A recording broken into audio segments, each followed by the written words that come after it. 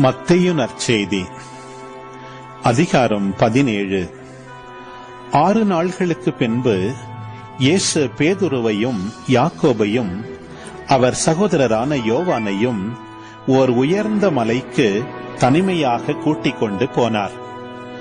அங்கே அவர்கள் முன் அவர் தோற்றம் மாறினார். அவரது முகம் கதிரவனை போல் ஒளிர்ந்தது.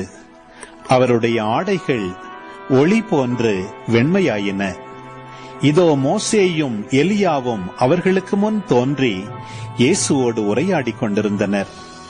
பேதுரு இயேசுவை பார்த்து, ஆண்டவரே, நாம் இங்கேயே இருப்பது நல்லது. உமக்கு ஒன்றும் மோசேக்கு ஒன்றும் எலியாவுக்கு ஒன்றுமாக 3 கூடாரங்களை அமைக்கட்டுமா? இது உமக்கு விருப்பமா என்றார். அவர் தொடர்ந்து பேசிக் கொண்டிருந்த போது ஒளிமயமான மேகம் ஒன்று அவர்கள் மேல் நிழலிட்டது. அந்த மேகத்தினின்று, என் அன்பார்ந்த மைந்தர் இவரே, இவர் பொருட்டு நான் பூரிப்படைகிறேன், இவருக்கு செவிசாயுங்கள் என்று ஒரு குரல் ஒலித்தது. அதை கேட்டதும் சீடர்கள் மிகவும் அஞ்சி முகங்குப்புற விழுந்தார்கள். இயேசு அவர்களிடம் வந்து அவர்களை தொட்டு, எழுந்திருங்கள், அஞ்சாதீர்கள் என்றார். அவர்கள் நிமிர்ந்து பார்த்தபோது இயேசு ஒருவரை தவிர வேறு எவரையும் காணவில்லை. அவர்கள் மலையிலிருந்து இறங்கி வந்தபோது இயேசு, மானிட மகன் இறந்து உயிருடன் எழுப்பப்படும் வரை இக்காட்சியை பற்றி எவருக்கும் சொல்லக்கூடாது என அவர்களுக்கு கட்டளையிட்டார். அப்பொழுது சீடர்கள் அவரிடம், எலியாதான் முதலில் வரவேண்டும் என்று மறைநூல் அறிஞர்கள் கூறுகிறார்களே, அது எப்படி என்று கேட்டார்கள். அவர் மறுமொழியாக, எலியா வந்து எல்லாவற்றையும் சீர்படுத்த போகிறார் என்று கூறுவது உண்மையே. ஆனால் நான் உங்களுக்கு சொல்கிறேன், எலியா ஏற்கனவே வந்துவிட்டார். அவரை மக்கள் கண்டுணரவில்லை. மாறாக தாங்கள் விரும்பியவாறெல்லாம் அவருக்கு செய்தார்கள். அவ்வாறே மானிட மகனையும் அவர்கள் துன்புறுத்துவார்கள் என்றார். திருமுழுக்கு யோவானை பற்றியே அவர் தங்களோடு பேசினார் என்பதை அப்பொழுது சீடர்கள் புரிந்து கொண்டார்கள். அவர்கள் மக்கள் கூட்டத்தினரிடம் வந்தபோது ஒருவர் அவரை அணுகி அவர் முன் முழந்தாள் படியிட்டு, ஐயா, என் மகனுக்கு இரங்கும். அவன் வலிப்பு நோயால் பெரிதும் துன்புறுகிறான். அடிக்கடி தீயிலும் தண்ணீரிலும் விழுகிறான். உம் சீடர்களிடம் அவனை கொண்டு வந்தேன்.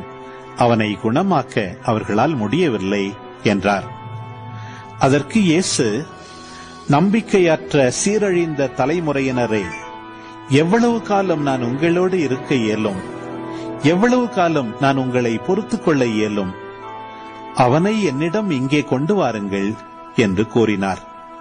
கொண்டு வந்ததும் இயேசு அப்பேயை கடிந்து கொள்ளவே அது அவனை விட்டு வெளியேறியது. அந்நேரமே சிறுவன் குணமடைந்தான். பின்பு சீடர்கள் தனிமையாக இயேசுவை அணுகி வந்து, அதை ஏன் எங்களால் ஓட்ட இயலவில்லை என்று கேட்டார்கள். இயேசு அவர்களை பார்த்து, உங்கள் நம்பிக்கை குறைவுதான் காரணம். உங்களுக்கு கடுகளவு நம்பிக்கை இருந்தால் நீங்கள் இம்மலையை பார்த்து, இங்கிருந்து பெயர்ந்து அங்கு போ என கூறினால் அது பெயர்ந்து போகும். உங்களால் முடியாதது ஒன்றும் இராது என நான் உங்களுக்கு சொல்லுகிறேன். இவ்வகை பேய் இறை வேண்டலினாலும் நோன்பினாலுமே அன்றி வேறு எதனாலும் வெளியேறாது என்றார். கலிலேயாவில் சீடர்கள் ஒன்று திரண்டிருக்கும் போது இயேசு அவர்களிடம், மானிட மகன் மக்களின் கையில் ஒப்புவிக்கப்படவிருக்கிறார். அவர்கள் அவரை கொலை செய்வார்கள். ஆனால் அவர் 3ஆம் நாள் உயிருடன் எழுப்பப்படுவார் என்றார். அப்பொழுது அவர்கள் மிகவும் துயரடைந்தார்கள்.